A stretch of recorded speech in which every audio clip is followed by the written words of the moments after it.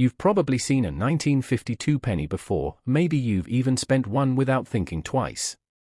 But what if I told you that this small, ordinary-looking coin could actually be worth far more than 1 cent, and that some versions hide details most people completely miss? Because today, we're diving into the truth about the 1952 US penny, what it's really worth, and how to tell if the one you have is just common change, or something collectors are actively searching for. Now picture this. You're going through an old jar of coins, maybe something passed down from a parent or grandparent. You're flipping through pennies, not expecting much. Then you spot it. At first, nothing seems special. It's brown, worn, and looks just like every other old penny. But here's the thing most people don't realize. This coin is part of one of the most collected series in American history, the Lincoln cent, featuring Abraham Lincoln on the front and the classic wheat ears design on the back. Collectors call these wheat pennies, and they were minted from 1909 to 1958. That alone gives them a level of historical appeal. But history doesn't always equal high value. So let's get straight to the truth. Most 1952 pennies are common. Millions upon millions were produced at the United States Mint. In fact, there are 3 main versions of this coin, depending on where they were made. First, the 1952 penny with no mint mark, this came from Philadelphia. Then there's the 1952D, minted in Denver. And finally, the 1952S, from San Francisco. Each one has slightly different mintages, but all were produced in large numbers. That's why, if your coin is heavily worn, something that's been in circulation for decades, it's usually only worth a few cents. We're talking 3 cents, 5 cents, maybe 10 cents on a good day. Not exactly life-changing. But don't click away just yet, because this is where things start to get interesting. Because while most 1952 pennies are common, not all of them are. And the difference between a coin worth 5 cents and one worth 50, 100, or more comes down to 2 critical factors: condition and errors. Let's start with condition. Imagine 2 identical 1952 pennies. Same mint, same design, same everything. But one of them has been in circulation for decades, scratched, worn, faded. The other? It looks like it just left the mint. Sharp details. Bright luster. No visible wear. That second coin is what collectors called uncirculated. And the value difference can be huge. A worn 1952 penny might be worth just a few cents. But a high-grade, uncirculated example? That could be worth $10, $20, even $50 or more depending on how pristine it is. And the very best examples, graded at the highest levels, have sold for over $100 at auction. All for a coin that most people would ignore. Now let's move to the real treasure hunting part of this story. Errors. Because this is where things get exciting. Coins aren't perfect. They're made by machines, and machines make mistakes. And when those mistakes happen during the minting process, they can create coins that are completely unique. And collectors love that. One of the most important errors to look for on a 1952 penny is something called a double die. This happens when the design is stamped onto the die more than once at slightly different angles. The result? Letters and numbers that appear doubled. Not scratched. Not damaged. But actually duplicated. You might see it in the date, 1952, looking slightly doubled. Or in the word liberty. Or in a "In God We Trust." If the doubling is strong and clear, that coin could be worth significantly more, sometimes $20, $50, or even higher depending on how dramatic it is. But that's not the only error. Another big one to look for is a repunched mint mark, often abbreviated as RPM.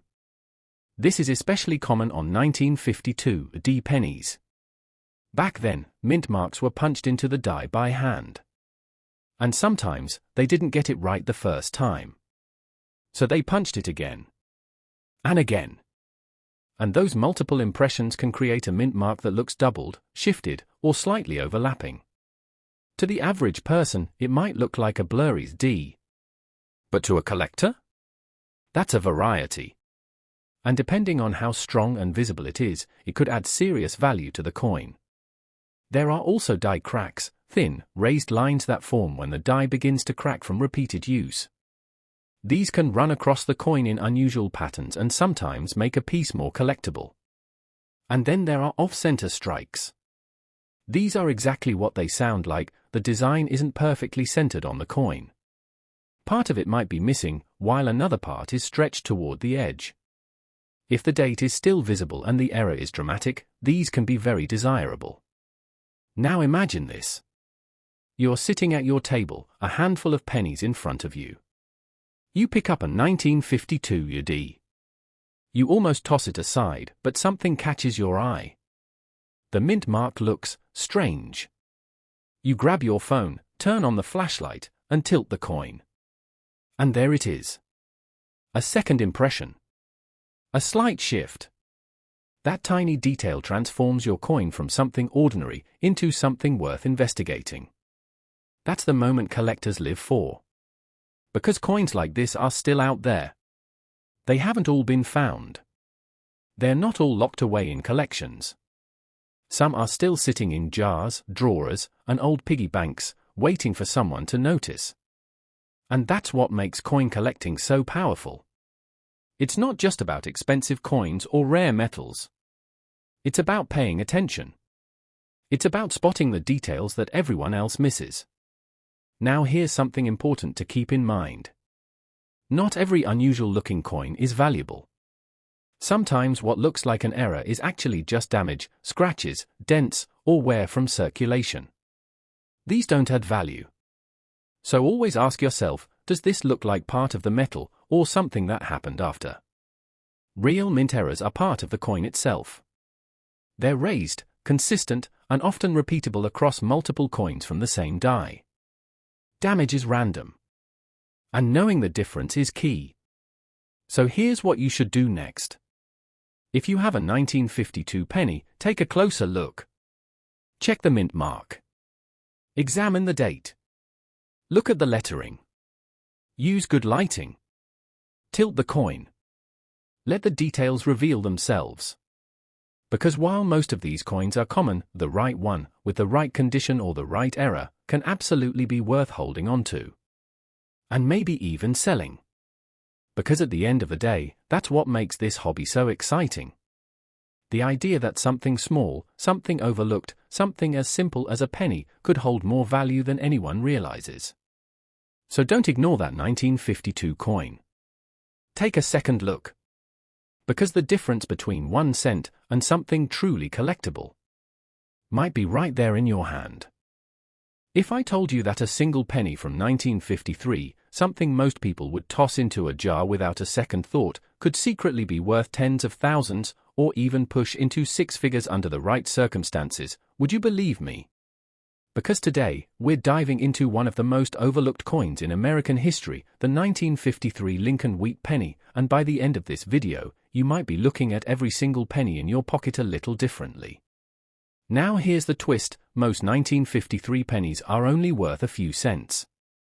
In fact, the average circulated example might bring just 15 cents to a couple of dollars.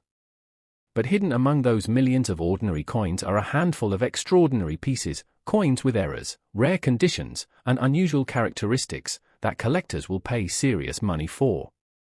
So what makes one 1953 penny worth pocket change and another worth thousands? Let's rewind to 1953. The United States Mint was producing Lincoln Wheat Pennies in massive numbers. Hundreds of millions were struck across Philadelphia, Denver, and San Francisco. These coins were made of 95% copper, giving them that rich reddish glow when freshly minted. But here's the problem, because so many were produced, most of them were heavily used.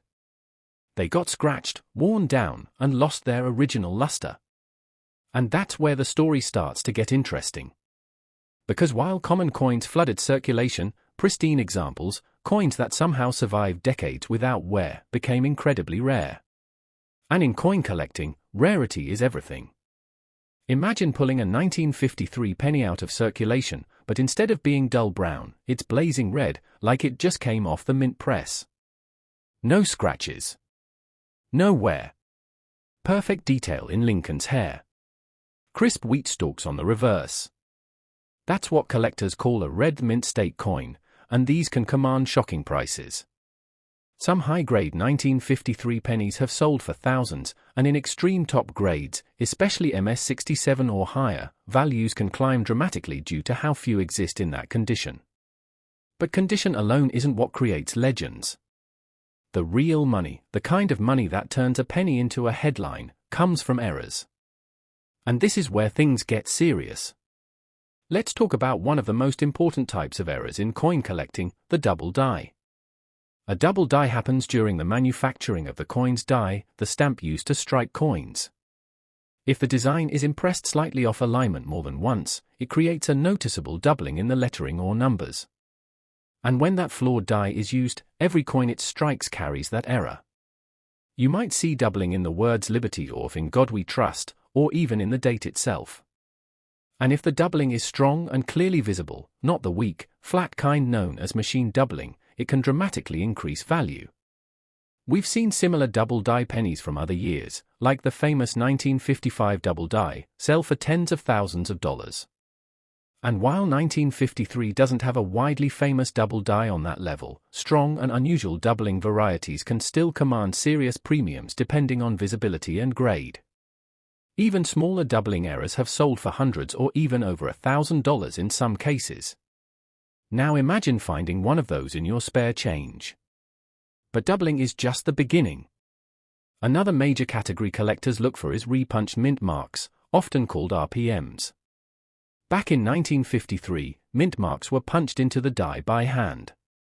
That means sometimes the mint worker didn't hit it perfectly the first time, so they punched it again. The result? A D-War-Thest mint mark that appears doubled, shifted, or shadowed. To the untrained eye, it might look like a tiny flaw. But to a collector, it's a signal. A clue. A sign that this coin is something special. And depending on how dramatic that repunching is, those coins can be worth far more than standard examples. Then there are off-center strikes. These are exactly what they sound like, coins that weren't properly aligned when struck, leaving part of the design missing and a blank crescent of metal visible. A slight off-center strike might only add a small premium. But if the date is still visible and the error is dramatic, say 20%, 30%, or even 50% off-center, that's when collectors start paying real money. And here's where it gets wild. Coins with multiple errors, like an off-center strike combined with a die crack or doubling, can become highly desirable. Each error adds another layer of rarity, another reason for collectors to compete for it. There are also broad strikes, where the coin is struck without the collar that normally shapes it, causing it to spread out wider than normal. These look unusual immediately, and collectors love unusual. Then you have one of the rarest and most valuable possibilities of all. Wrong planchet errors. This is when a coin is struck on the wrong type of metal blank. For example, imagine a 1953 penny struck on a dime planchet. Suddenly, you've got a coin that shouldn't exist. These types of errors are incredibly rare, but when they appear, they can sell for thousands, sometimes tens of thousands depending on the circumstances. And while a confirmed 1953 wrong planchet penny reaching six figures would be extremely rare, similar Lincoln cent errors from other years have sold for hundreds of thousands of dollars, proving just how valuable the right mistake can be. That's the key idea here. It's not the year alone that creates value, it's the combination of rarity, condition, and error. Let me give you a reality check though, because this is where a lot of people get it wrong. There are thousands of listings online claiming ordinary 1953 pennies are worth thousands. That's simply not true. Most are common. Most are worn. Most are worth very little. Even collectors on forums often point out that minor marks, like small die chips or scratches, don't make a coin valuable. One collector described a supposed error as just a tiny die chip, noting it was not worth much over face value. And that's important to understand. Not every unusual mark is a treasure. But the ones that are, they stand out. They have clear, dramatic features. Strong doubling. Obvious misalignment. Something you can see without guessing. And when you find one, that's when the hunt becomes real. Now let's talk about auction records, because this is where the excitement becomes tangible. Standard 1953 pennies in Lower Mint State might sell for under $20. But as you move up the grading scale, prices jump quickly. High-grade examples, especially those with full red color, can sell for hundreds or even thousands depending on their grade and eye appeal. Even mid-grade examples have recorded auction sales like $920 for a 1953 D in 58 Australian dollars and over $1,400 for certain high-grade specimens. And that's without major errors. Once you add a significant mint error into the mix, all bets are off. Because now you're no longer just selling a coin, you're selling a story. A mistake frozen in metal. A piece of history that slipped through the cracks of the US Mint and made its way into circulation. And collectors love stories. They compete for them. They bid against each other for them. And sometimes, they pay far more than anyone expects. Think about it like this. Some of the most famous pennies in history, like the 1943 bronze cent, have sold for hundreds of thousands of dollars. Not because they were meant to exist, but because they weren't. That same principle applies here. A 1953 penny with the right combination of rarity, condition, and error could easily reach into the thousands, and in extreme, one-of-a-kind cases, potentially much higher. So the question becomes, do you have one? Because right now, somewhere out there, a 1953 penny is sitting in a jar, or a drawer, or a forgotten coin roll, waiting to be discovered. And the person who finds it? They won't just see a penny anymore. They'll see detail, texture, clues. They'll tilt it under the light, searching for doubling in the letters. They'll check the mint mark for signs of repunching. They'll look at the edges, the alignment, the color. Because once you know what to look for, you can't unsee it.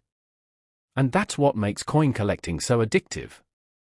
It turns everyday objects into hidden treasure. It turns spare change into a hunt. And sometimes, just sometimes, it turns a single penny into something extraordinary. So before you spend your next handful of change, take a second look. Because that 1953 penny you've been ignoring your whole life, it might just be the one everyone else missed.